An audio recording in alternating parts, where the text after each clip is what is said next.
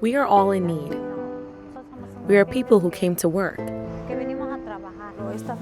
The factory where I was moved to Santo Domingo. I really think it's going to get better. Will it get to where it used to be? It never will. Globalization is here to stay.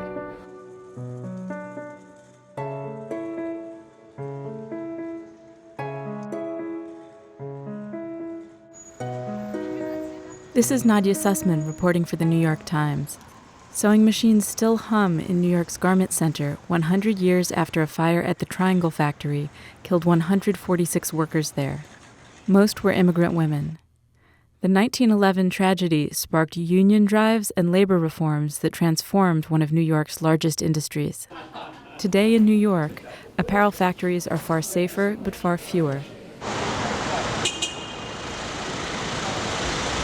It's 8:30 in the morning in Midtown Manhattan. A century after the Triangle Fire, new immigrants still look to garment work as a way into the American economy.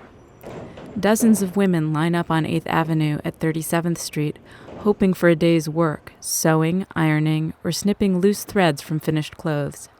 Many arrive as early as 7 for a good spot in line. By 11, the jobs are gone. I'm waiting to do cleaning or ironing or whatever work there is.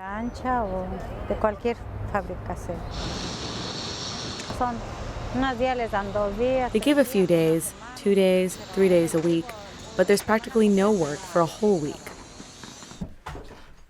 Petra Quinto came to the U.S. 20 years ago from Mexico. After losing her job 2 years ago, she started to look for day labor. Now the minimum wage is $7.25, and in many places, they want to pay $6 an hour. Petra is a permanent resident, but many day laborers in Manhattan, mostly from Ecuador and Mexico, are undocumented. Since they don't speak any English, people take advantage of them. Some workers say they never get paid or are told by employers that their work was just a test. This woman was taking her time cards to a factory to ask for her unpaid wages. 2 weeks of work that the Chinese lady didn't pay me. Petra accompanied her to speak with the factory owner. She said, "I'll pay you on Saturday. Come back Saturday." And she took the cards back. Several workers said this was a common problem. The State Department of Labor, which conducts apparel factory inspections, has collected some $12 million in back wages for garment workers since 1987.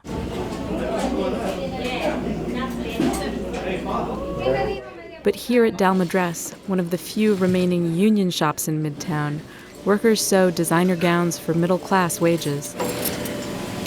Michael DePalma runs the 39th Street factory with his father Armand, who founded the business 40 years ago. My father, around 17 years old, started right around the corner on 38th Street as a cutter's assistant. Workers have been here an average of 10 to 15 years. I have two people that know me since I'm in high school. They used to call me the kid.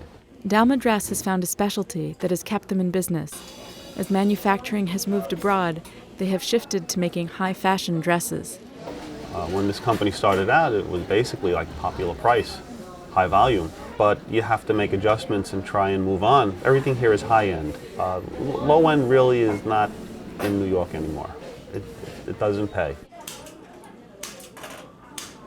The 30 or so employees at Dalma Dress are among a few hundred union workers left in the Garment Center, which employs more than 7,000 people overall. Membership in garment unions peaked in the 1960s when hundreds of thousands of people belonged nationwide. The recession has offered a small, unexpected boost to the DePalma's business. They have seen New York designers who are looking to cut costs opt to manufacture locally because it allows them to maintain a lean inventory and reorder at the last minute. Union employees can make from $35,000 to $100,000 a year, plus benefits for highly specialized work, salaries that reflect the gains of unions in the century since the Triangle Fire. But the day laborers who wait in Midtown lack an organization or advocate, and work has grown scarce. Some women have turned to house cleaning in Brooklyn, a better-paid alternative starting at $10 an hour. Luz Maria Arias organizes Latinas who do domestic day labor in Williamsburg. She moved to the U.S. from Mexico in 1994 in order to work in the garment industry. At that time, I saw that there was a lot of work in factories. For me, it meant improving my economic situation. I liked it because it was something different that we didn't have in our countries. Luz Maria sewed and ironed in a Queens apparel factory for 8 years until it moved overseas. While she scrubs floors in the U.S., there are now garment factories in her home state in Mexico. Some immigrant garment workers have returned to their home countries. Many who remain struggle to survive. It was difficult to find undocumented day laborers willing to talk on camera, but Petra wanted to speak for those who couldn't. So I'm speaking for my companions, for working people, so that we are respected. Because otherwise, everyone will do whatever they want to us, and we're people like everyone else.